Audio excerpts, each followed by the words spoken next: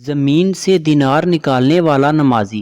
حضرت سیدنا ابو بکر بن فضل رحمۃ اللہ علیہ فرماتے ہیں کہ میں نے جب اصرار کر کے ایک رومی دوست سے اسلام لانے کا سبب پوچھا تو اس نے بیان کیا، ہمارے ملک پر مسلمانوں کا لشکر حملہ آور ہوا، جنگ ہوئی، کچھ لوگ ہمارے قتل ہوئے اور کچھ ان کے۔ میں نے اکیلے 10 مسلمانوں کو قیدی بنا لیا۔ ملک روم میں میرا بہت بڑا گھر تھا، میں نے ان سب کو اپنے خادمین کے سپرد کر دیا۔ انہوں نے ان کو بیڑیوں میں جکڑ کر خچروں پر سامان لادنے کے کام پر لگا دیا۔ ایک دن میں نے ان قیدیوں پر مقرر ایک خادم کو دیکھا کہ اس نے ایک قیدی سے کچھ لیا اور اس کو نماز پڑھنے کے لیے چھوڑ دیا۔ میں نے اس خادم کو پکڑ کر مارا اور پوچھا، بتاؤ تم اس قیدی سے کیا لیتے ہو؟ تو اس نے بتایا، یہ ہر نماز کے وقت مجھے 1 دینار یعنی سونے کا سکہ دیتا ہے۔ میں نے پوچھا، کیا اس کے پاس دینار ہیں؟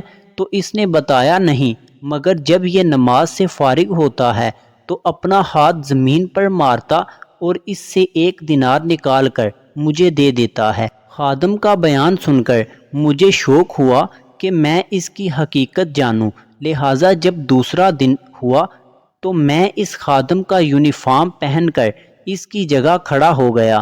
جب ظہر کا وقت ہوا تو اس نے مجھے اشارہ کیا کہ مجھے نماز پڑھنے دے تو میں تجھے 1 دینار دوں گا۔ میں نے کہا، میں 2 دینار سے کم نہیں لوں گا۔ اس نے کہا، ٹھیک ہے۔ میں نے اسے کھول دیا۔ اس نے نماز پڑھی۔ جب فارغ ہوا تو میں نے دیکھا کہ اس نے اپنا ہاتھ زمین پر مارا اور وہاں سے نئے 2 دینار نکال کر مجھے دے دیے۔ بقیہ نمازیں۔ جب عصر کا وقت ہوا تو اس مرتبہ کی طرف اشارہ کیا۔ میں نے اسے اشارہ کیا کہ میں 5 دینار سے کم نہیں لوں گا۔ وہ اس نے مان لیا۔ پھر جب مغرب کا وقت ہوا تو اسے معمول مجھے اشارہ کیا تو میں نے کہا، میں 10 دینار سے کم نہیں لوں گا۔ اس نے میری بات مان لی اور جب نماز سے فارغ ہوا تو زمین سے 10 دینار نکال کر مجھے دے دیے۔ اور پھر جب عشاء کی نماز کا وقت ہوا تو حسب عادت اس نے مجھے اشارہ کیا۔ میں نے کہا، میں 20 دینار سے کم نہیں لوں گا۔ پھر بھی اس نے میری بات تسلیم کر لی اور نماز سے فراغت پا کر اس نے زمین سے 20 دینار نکالے اور مجھے تھما کر کہنے لگا، جو مانگنا ہے مانگو، میرا مولا بہت غنی و کریم ہے، میں اس سے جو مانگوں گا وہ عطا کرے گا۔ اس کا یہ معاملہ دیکھ کر مجھے یقین ہو گیا کہ یہ ولی اللہ ہے۔ مجھ پر اس کا رعب طاری ہو گیا اور میں نے اس کو زنجیروں سے آزاد کر دیا اور وہ رات میں نے رو کر گزاری۔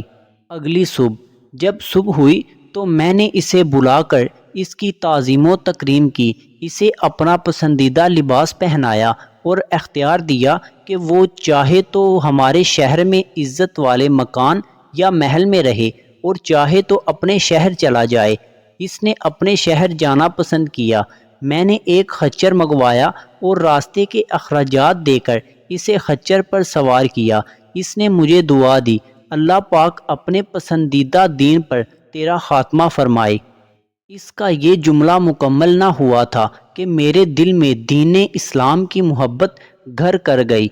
پھر میں نے اپنے 10 غلام اس کے ہمراہ بھیجے، انہیں حکم دیا کہ اسے نہایت احترام کے ساتھ لے جاؤ۔